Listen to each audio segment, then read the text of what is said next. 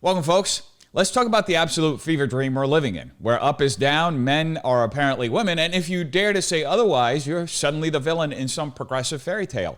America's cultural compass is so broken, it's now spinning like a woke fidget spinner. And right on cue, here comes Elliot Page, yes, that Elliot, doing press about the bliss of male joy, because apparently wearing a flannel and attempting very poorly to grow a beard, which she can't, now grants you exclusive insight into masculinity.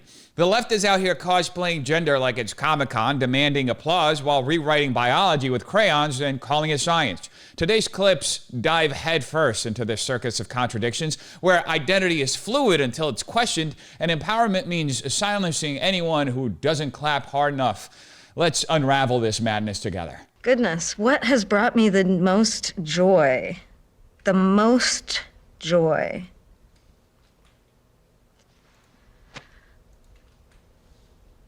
It's getting out of the shower and the towel's around your waist and you're looking at yourself in the mirror and you're just like, there I am. I'm not having all these little moments that used to be just being in a t-shirt. What? That makes no sense. It's being able to touch my chest and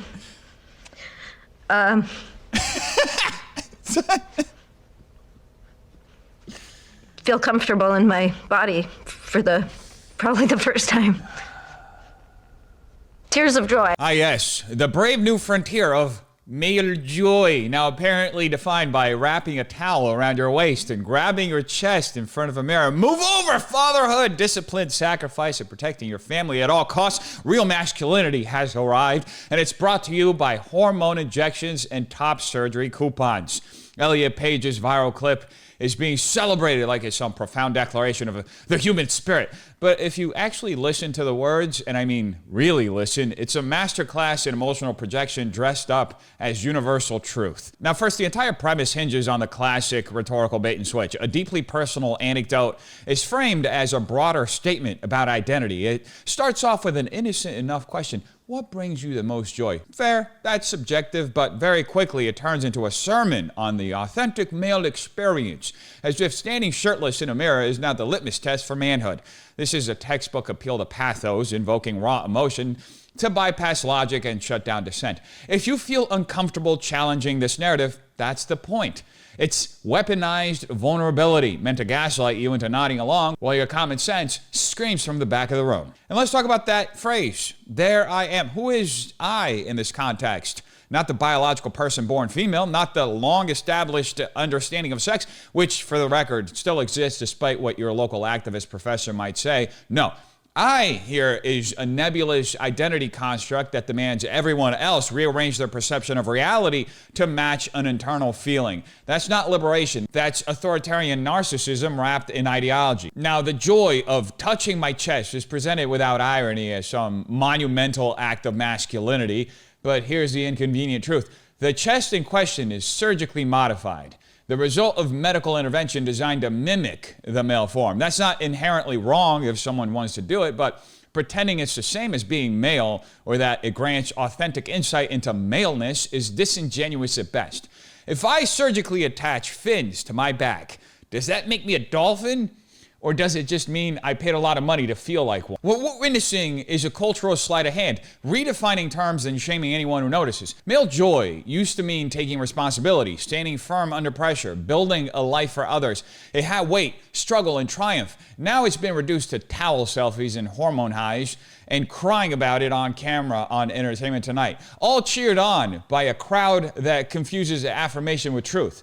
Elliot's story may be emotionally powerful to some, but it's not a universal truth. It's one person's feelings presented as gospel. And if you don't clap for it, you're told you're cruel. But the cruelest part is this. By redefining manhood into a costume anyone can wear, we strip it of meaning entirely. And in doing so, we insult the very people, men and women, who live out their lives in quiet dignity without the media spotlight or viral clips to validate them. Anyway, next up we have The View, because it wouldn't be a review of the left's viral brain-dead lectures if it didn't include The View. The reason Democrats don't want voter ID is because they make it much more difficult for elderly people, people that don't travel, don't have a passport, poor people, that don't have cars, don't have driver's licenses. So it's sort of a vestige of, I think, post-slavery laws where Black people had to prove their right to vote. And oftentimes they couldn't vote because they couldn't pass some crazy test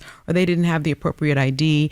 It also affects women that are married. Maybe your passport reflects something that's different on your birth certificate or on your driver's license. So really the bottom line is voter suppression. And I agree with him 100%. It's a brilliant notion that less voter ID laws allows more people to vote.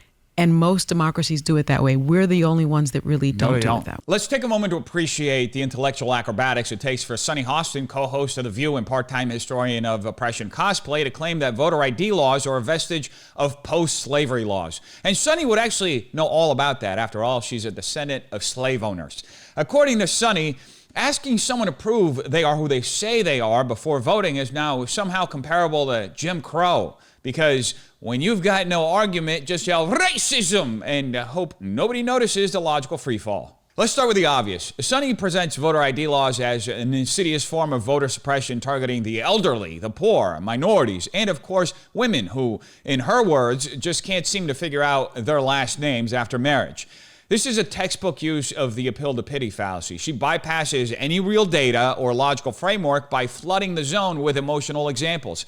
Think of the poor, think of the elderly, think of the confused wives over at the DMV. But here's the problem. None of these groups are incapable of obtaining an ID. The assumption that they are is not just wrong, it's insulting. So let's talk facts for a second. A 2021 Rasmussen poll found that 75% of likely voters support voter ID laws, including a majority of Black and Hispanic voters. That's right, this oppressive relic of slavery is wildly popular among the very groups Sunny claims it harms. Why? Because most Americans, regardless of race or class, understand that you need ID to function in society. Try cashing a check, boarding a plane, renting an apartment, or buying certain cold medicine without one. But voting? That's where Democrats draw the line.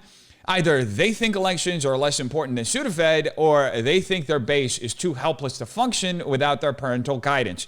But actually, we know what the true goal is. They want to steal them. Now let's tackle this nonsense about voter ID being unique to America. Sunny claims that most democracies do it that way, as in without ID.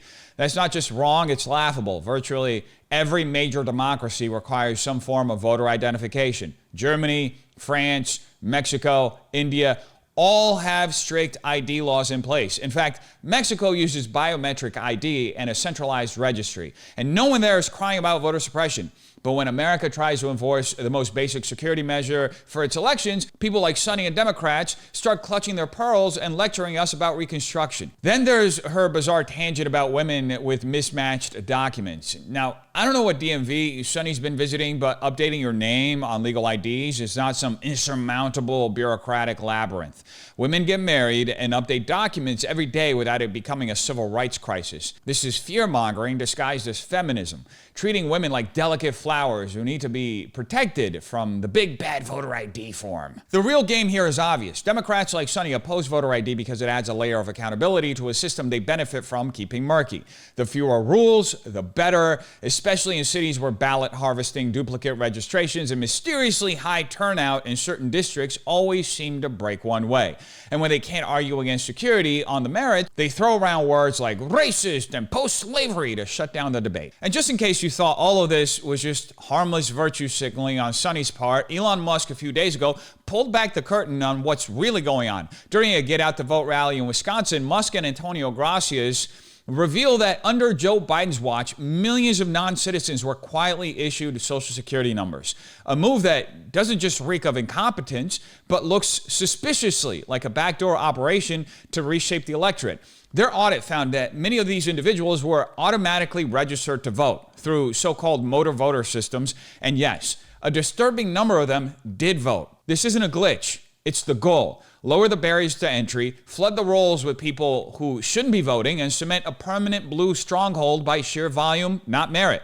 It's not about democracy, it's about demographic engineering. Change the rules, change the voters, and then declare yourself the champion of fairness while rigging the entire system from within. In reality, voter ID isn't about suppression, it's about preservation. It preserves the integrity of a process that's been steadily eroded by political opportunists more interested in winning than in fairness. And maybe, just maybe, that's what Sunny and her friends are really afraid of. Because if every vote has to be tied to a real, living, breathing American citizen, their grip on power starts to look a whole hell of a lot shakier. Oh, but that's not where Sunny Hostin's brain dead takes on voting ended, because she also said this. Bet you every single person that voted for Kamala Harris wishes that Kamala Harris won right now. I bet you that. Yeah, I bet you that. And I bet you there are a lot of people that voted for Trump that wish that Kamala Harris a lot of was in the people White who House. didn't vote who are probably regretting it now. And like I always said, I would prefer Joe Biden in a coma over Trump, and I maintain that. Sunny Hostin's latest brain fog segment on The View proves once again that the table isn't just round, it's a full circle of delusion. According to Sunny, every single person who voted for Kamala Harris wishes she were president right now. First off, let's clear up her revisionist fan fiction. Kamala Harris was a DEI candidate appointed by Joe Biden after he stepped down in 2024 and allowed her to run at the top of the ticket. And they got trounced. So this imaginary wave of regret from the American public is pure projection. Kamala's approval ratings were underwater before the campaign even started, and the voters responded accordingly. If this is what Sunny calls momentum, I'd hate to see what she considers a red flag. Then there's this laughable attempt to psychoanalyze Trump voters. She claims some of us regret voting for Trump. Newsflash, we're not regretting a thing. In fact, this is exactly what Trump promised. Tough border policies, economic revival, and restoring law and order, and he's delivering. The only people suffering buyer's remorse are the same coastal elites who spent 4 years gaslighting the country into thinking Biden was some sort of competent moderate. Then they watched Kamala flame out in real time and clinged to fantasy scenarios like kids begging for a storybook rewrite. Then Ana Navarro jumps in with her usual smug detachment from the real world, saying she'd take Joe Biden in a coma over Trump. It's the kind of flippant, unthinking rhetoric that gets applause in the View studio but collapses under 5 seconds of scrutiny. First of all, I don't think most people could tell the difference between a regular Joe Biden and a Biden in a coma towards the end of his presidency, because he gave off strong Weekend at Bernie's vibes every time he tried to speak off script or even walk. And second, if you genuinely believe it's better to have a barely functioning figurehead rubber stamping decisions made by unelected handlers than a president you simply don't like, then you're not defending democracy. You're advocating for geriatric authoritarianism wrapped in MSNBC talking points. This entire exchange is a textbook case of false consensus fallacy mixed with emotional reasoning, asserting that everyone agrees with me without offering a shred of evidence. I bet you isn't a political argument. It's playground logic. Sunny insists everyone wants Kamala, despite her record-setting staff turnover, cringeworthy speeches, and even her own party treating her like political dead weight. That's not popularity. It's polite exile. No data, no polling, no rational breakdown, just feelings dressed up as facts. But here's the reality. The country saw what the left had to offer in 2024 and it said, no thank you. The only thing melting down faster than the View's narrative is their ability to accept that voters chose strength over slogans and results over rhetoric. And let's not forget the implication behind this tantrum, that anyone who didn't vote like the left wants them to vote is secretly regretting it. Again, no data, just vibes, but it plays into the broader tactic of the left, constantly frame dissent as a mistake and agreement with them as the only morally or intellectually valid position. If you don't want Biden, you're a Nazi. If you don't want Kamala, you're a racist or sexist. There's no room for nuance or independent thought in their world, only tribal loyalty and moral grandstanding. What you're seeing here isn't analysis, it's political fan fiction. It's group therapy disguised as daytime television, and the only thing melting down faster than their argument is their grasp on reality. And speaking of losing your grasp on reality, the only person losing his grasp on reality faster than the ladies on The View is their favorite guest, a man who's been parroting their talking points for the last couple of months, Billy Burr. Tell us about your reaction to Luigi Mangione. I was reading up, that perhaps you've been supportive of what he did. What is your take on that? If you were reading up, I don't think you read up on it. Because I said what I felt about it, and I said what a lot of people said. Some people took it that way. So could you clarify what you think? No, I'm not going to just have some controversial moment so you can get clicks. I'm not doing that. I'm here for Conan. I'm not doing all of this. What are you going to bring up next? The Middle East? I went to summer school 3 out of 4 years in high school. I'm not qualified to talk about this. I was just What do you think about global warming? You said about Elon that he was ruining Earth, I saw on The View. You're critical of him. What do you think of all the boycotts, like even the violence I don't watch the news. I don't watch the news. I have no idea what's going on. I watch Instagram. I watch people wipe out on motorcycles. I watch lions and hyenas fight each other. This is the things that I do. And I don't think you should be asking a comedian. You're a journalist. Comedians are on top of current events. No. That's weak. That's you guys passing the buck. You guys need to have balls again, which you don't. You guys always goes, should we be thinking this? Duh. You guys present stuff like that. You guys used to have balls. You need to get your balls back. And it's not my job. I am a dancing clown. Bill Burr wants to have it both ways. He wants to spout off half-baked political hot takes on The View, calling Elon Musk a menace to the planet. He wants to make a few smug Free Luigi statements about the accused killer of United Healthcare CEO. And then when anyone presses him on it, suddenly he's just a clown. Just a poor, measly comic. Just some guy who watches lions and hyenas fight on Instagram. Sorry, Bill, but you don't get to dip your toe into the pool of political discourse, hurl several grenades, then claim you're too dumb to clean up the mess because you went to summer school. That's not humility. It's cowardice. Burr uses the classic deflection through self-deprecation technique, pretending he's unqualified to talk about serious issues right after having done exactly that. You went on The View and talked about Elon Musk ruining the earth. You suggested support for a literal accused murderer more than once. But now that someone asks a basic follow-up, suddenly you're just a court jester. Oh my God, I'm not gonna do this for clicks, he says, as if he wasn't doing that exact same thing for audience applause a week earlier. That's not refusing to play the media game. That is the media game, just with a cheap layer of faux detachment. And let's talk about that Free Luigi moment, because that wasn't some misunderstood throwaway line. That was a calculated bit of edgelord provocation meant to signal anti-corporate street cred without saying anything of substance.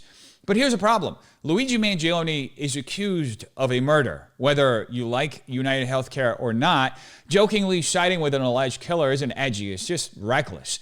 Imagine if a conservative comedian made a free Kyle Rittenhouse joke before the trial concluded and then refused to clarify it. You think Bill or The View would let that slide? Then there's the irony overload of Burr calling out journalists for lacking balls right after he dodges every single direct question like he's auditioning for Cirque du Soleil.